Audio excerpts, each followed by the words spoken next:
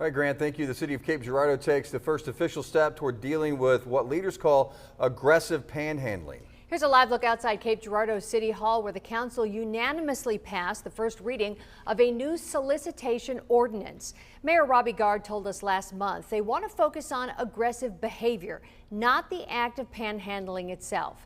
Blocking someone's path, acting intimidating, being too close to a business. These are all actions Gard told us the city wanted to address. Now, Article 1 of the new solicitation ordinance prohibits what's called peddlers, solicitors, or transient vendors from going in a private residence or onto private property to sell something or solicit a sale without permission. This would also cover the sale of a service or a subscription.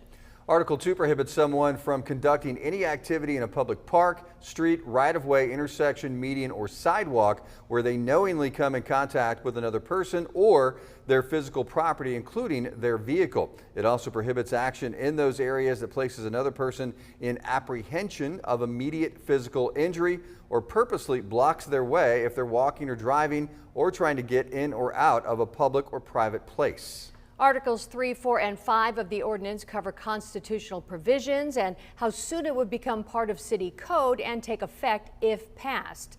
Now, again, we were at the council meeting and the council unanimously passed a first reading of the ordinance. We'll tell you more about what happened at that meeting later tonight on Heartland News at 9 and 10.